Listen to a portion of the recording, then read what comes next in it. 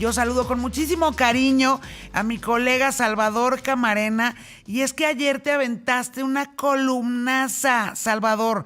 O sea, México 86, o sea, el mundial anterior que tuvimos aquí en México. México 86, Estados Unidos, narcogobernadores y CENTE. México 26, Estados Unidos, narcogobernadores y CENTE. O sea, que todos estos años después, México sigue más o menos en las mismas, pero me sorprendió brutalmente tu investigación y el paralelismo pues que pusiste sobre la mesa de lo que ocurría en ese entonces con México y de lo que ocurre el día de hoy con México.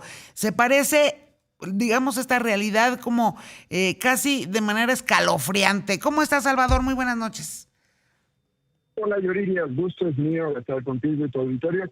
La jornada, viernes 16 de mayo, es decir, 15 días antes de que empezara el Mundial de 1986, titulaba Las relaciones México-Estados Unidos, en uno de los momentos más difíciles. Ese era el titular de este periódico hace 40 años justo, y el choque entre Washington y el gobierno mexicano era durísimo, Yuridia.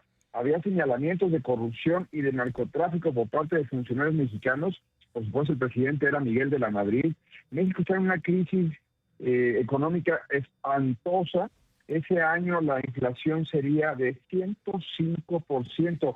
Por ahí, justo por estas fechas de hace 40 años, precisamente, pues obviamente después del 1 de mayo, Fidel Velázquez, el líder eterno de la CTN, pues celebraba que se había logrado el 25% de aumento del salario mínimo, 25% de aumento, pero la inflación sería 4 veces eso. En esas condiciones México se preparaba para el Mundial de México 86 y con unos señalamientos desde la prensa, desde el Congreso en Estados Unidos, en donde señalaban, para empezar, a 2 gobernadores, y ahí es donde eso sí, escalofriante, Salvador, porque tú nos cuentas en la columna que eran precisamente el gobernador de Sinaloa y el gobernador de Sonora. O sea, digamos, hasta parece como cuento salido de las páginas de Guy de Maupassant, ¿no? O sea, escalofriante el paralelismo, ¿no? Es una pesadilla que no termina.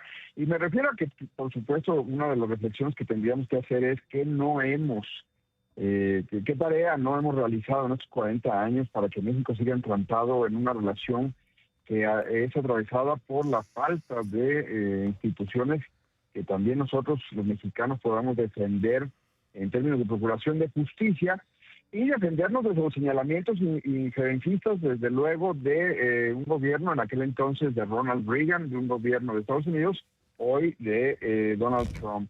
Estos 2 señalamientos a Rodolfo Félix, y por supuesto el de Sonora, y al gobernador Antonio Toledo Corro de, Sinaloa.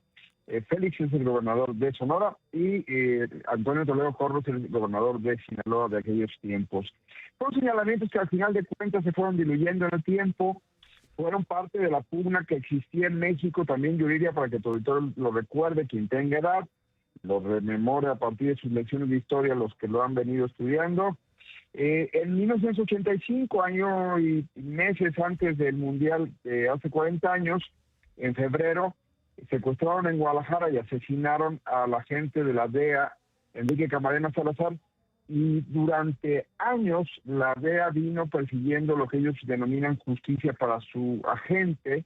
Hoy en Estados Unidos, 40 años después, está Rafael Caro Quintero esperando una audiencia que será hasta el año entrante por ese asesinato. Pero a partir de ese homicidio, que fue terrible, incluyó tortura, una cosa espantosa, los cuerpos, porque había también un piloto mexicano, Alfredo Zavala, que también estuvo ahí en las sesiones de tortura en donde fueron ultimadas estas 2 personas. Pronto cayeron Rafael Caro Quintero y Ernesto Fonseca, Don Neto, pronto fueron apresados, pero la justicia mexicana se tardó 4 años en sentenciarlos y ellos nunca aceptaron la autoría o que hubieran cometido ese delito. Caro Quintero, por supuesto, luego salió a principios del gobierno de Peña Nieto del penal y tras años de estar libre fue recapturado, y la presidenta Sheinbaum, en estas polémicas entregas de gente acusada en México de crímenes fue entregado como parte de las 92 personas que la presidenta Sheinbaum entregó el año pasado al gobierno de Estados Unidos y hoy espera una condena. Entonces la serie de paralelismos parece que nos siguen persiguiendo desde entonces. Oye, la CENTE, también mencionas a la CENTE, Salvador. La agenda social está ahí. Había una polémica, el secretario de Educación era Miguel González Avelar, y había una polémica sobre si se suspenderían o no las clases, y dice Miguel González Avelar en estos periódicos de estos 15 días, quien quiera puede ir a la hemeroteca y buscarlos, decía, ya lo dije 500 veces, decía el secretario González Avelar, no vamos a suspender clases, pero también se oponía a esa suspensión, ni más ni menos que la CENTE, que andaba por ahí en las calles de México y andaba pues en plan combatiente diciendo que no aceptarían que se utilizara un mundial que además se da, por supuesto, es el otro gran antecedente, un año después, poquito menos de un año después, del terrible terremoto de claro. septiembre 19 de 1985, con cifras oficiales de 10,000 muertos en la Ciudad de México, con reclamos sociales por vivienda, por justicia, las costureras, una serie de demandas de grupos de activistas que se fueron organizando y que señalaban la omisión, los rezagos y el pasmo, porque para ponernos a tono con el Mundial, fue precisamente la presencia del presidente de la Madrid en la inauguración del partido con el que arrancaba la justa mundialista, donde recibió una rechifla de 8 minutos. Las personas congregadas en el Estadio Azteca le pegaron pues una rechifla histórica a Miguel de la Madrid, en parte, sin lugar a dudas, por lo que se acusó todo el tiempo de que el gobierno se quedó pasmado durante la tragedia del 85 y que fue la solidaridad de los mexicanos y los mexicanos las que sacaron a flote las primeras labores de rescate en esas terribles horas. Y a los pocos meses, cuando se presentó el presidente de la Madrid ahí en el Estadio Azteca, pues le cobraron con una rechifla popular. Hoy pues sigue siendo motivo de polémica si la presidenta Sheinbaum debería ir o no al partido inaugural del jueves aquí en el estadio, que ya no se llama como se llamaba, ya no se llama como también le repusieron, entonces ya no sabemos ni cómo se llama el estadio, Yuridia. Se llama Estadio Azteca Banorte, Ciudad de México, en fin. Estadio mundialista, donde hubo una copa en el 70, donde hubo una copa en el 86 y donde va a haber una copa ahora en el 2026. Bueno, la presencia de la presidenta Claudia Sheinbaum está completamente descartada. Desde el minuto 1 ella dijo que no iba a asistir y que le iba a dar su boleto a una niña futbolista, para, digamos, alentar. Bueno, el boleto se entiende, está muy bien el gesto, pero es la jefa del Estado, viene el presidente de Sudáfrica, para empezar, está confirmado, ¿no? Sí, para el partido inaugural. También va a venir el rey Felipe VI a Guadalajara. En fin, vamos a ver si también ella, ¿no?, tendrá algún encuentro. Al Uruguay, España. Es correcto, a ver si tendrá algún encuentro con ellos y con, si de última hora viene algún otro mandatario, pues también veremos si decide ¿Tú crees que le iría verlos? Mal? Yo la veo cuando va a los aeropuertos, Yuridia. Yo la veo cuando va a las giras y sube en avión comercial. No le va mal a la presidenta. No le va mal. O sea... No sé. Tú dices que está completamente descartado. A mí hay una velita en mi corazón. Aunque tú no lo creas, tengo corazón, Yuridia Sierra. Hay una velita en mi corazón que dice, ¿y qué tal que nos da la sorpresa? ¿Y qué tal que va? ¿Y qué tal que le va bien? Pues no lo creo, pero sería muy chulo ver qué ocurriría, ¿no? Oye, una coincidencia más. ¿Qué crees que hubo en aquellos días? Jueves 22 de mayo, la jornada reportaba que el día anterior, un miércoles, marcha plural contra el intervencionismo de Estados Unidos. Okay. Una mega marcha al Zócalo. Millares de ciudadanos, estoy leyendo el sumario de la jornada, millares de ciudadanos de diversas posiciones políticas lanzaron consignas denunciando las presiones imperialistas al país. Los manifestantes partieron del Monumento a la Revolución al Zócalo, mantas del PSUM, todavía existe el PSUM, del PST, todavía existía el PST, del PPS, todavía existía el PPS, del PRI, todavía existía el PRI, todavía existe, acaba de ganar una cosa por ahí en Coahuila. Y organizaciones sindicales en la columna. ¿Quién crees que firma esta nota? Julio Hernández López. ¿En serio? Exactamente. periodista que ahora tiene ahí un... En la jornada, sí, Julio Hernández, claro. Bueno, ahí sigue siendo columnista de la jornada, pero era reportero entonces de ese diario.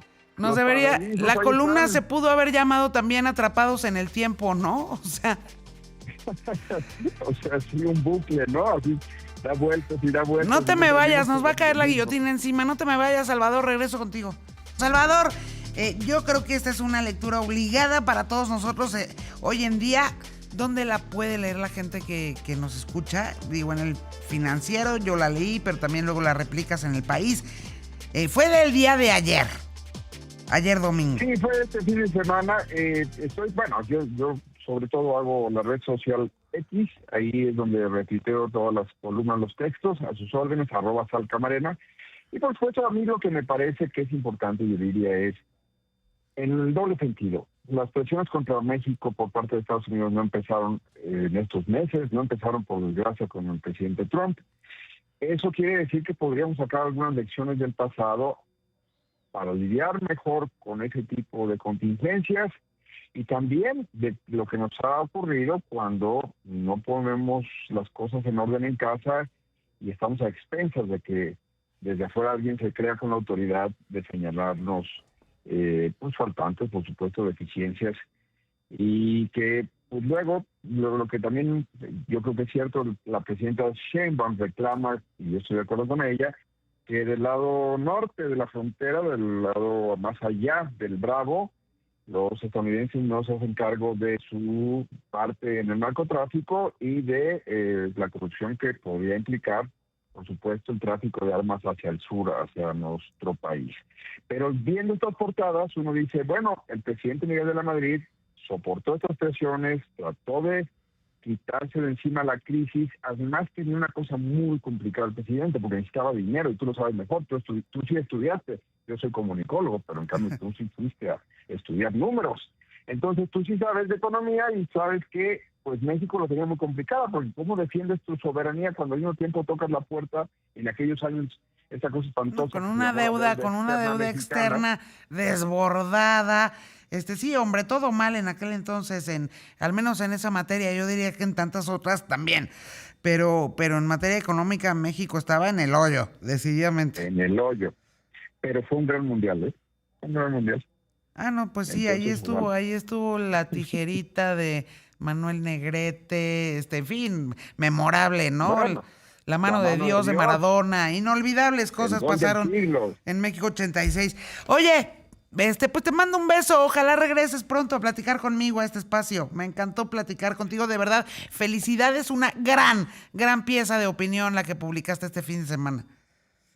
Te mando un abrazo y un beso. Gracias, Yuridia. Muy buenas noches, Salvador Camarena, Sal Camarena en sus redes. Por favor, entren a leer esta columna, es una joya, ¿eh?